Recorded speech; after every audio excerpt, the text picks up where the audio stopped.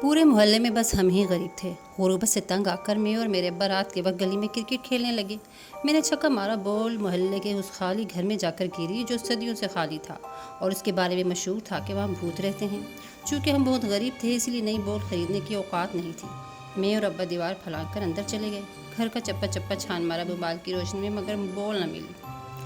میں دیوار ٹٹولی تو لائٹ کا بٹن آن ہو گیا، سارا گھر روشن ہو گیا۔ جس کمرے میں کھڑا تھا وہاں کوئی کالی چادر تانے سو رہا تھا۔ آس پاس مکڑی کے جالے بنے ہوئے تھے۔ میں نے سونے والے کی منہ سے چادر ہٹائی اور پوچھا، ہماری بال تمہارے پاس ہے؟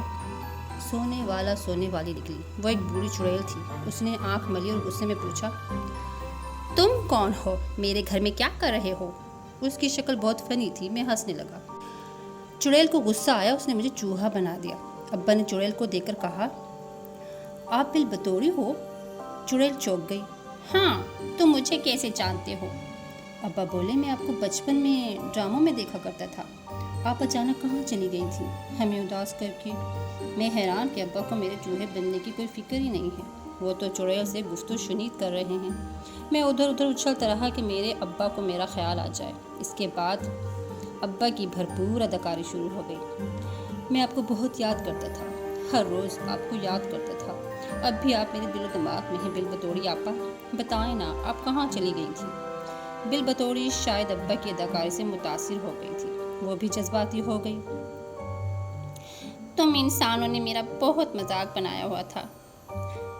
کوئی بھی بدصورت عورت ہو، اسے تم انسان میرا ہی نام دے دیتے ہو۔ کیا میں اتنی بدصورت ہوں؟ نہیں، آپ تو بہت خوبصورت ہیں۔ اس کے بعد ابا نے پورے 4 گھنٹے بل بتوڑی کے حسن کی جھوٹی تعریفیں کی۔ پھر کہیں جا کر بل بتوڑی خوش ہوئی اور ابا سے پوچھا، میں تمہاری کیا خدمت کروں؟ ابا کو میرا خیال آیا اور بولے، میرے بیٹے کو پھر سے انسان بنا دیں۔ بل بتوڑی، تمہارا بیٹا بہت بدتمیز ہے، چڑیلوں کی عزت نہیں کرتا۔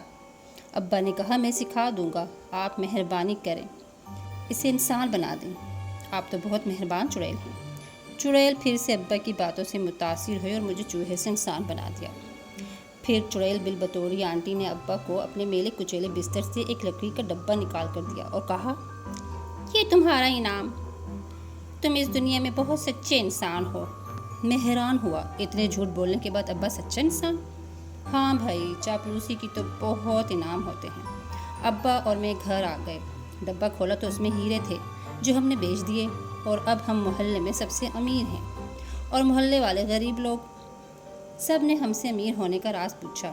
ابا نے ان سب کو بل بتوڑی کے بارے میں بتایا اور کہا، بس تم اس کے سامنے کہنا، تم بہت بدصورت ہو۔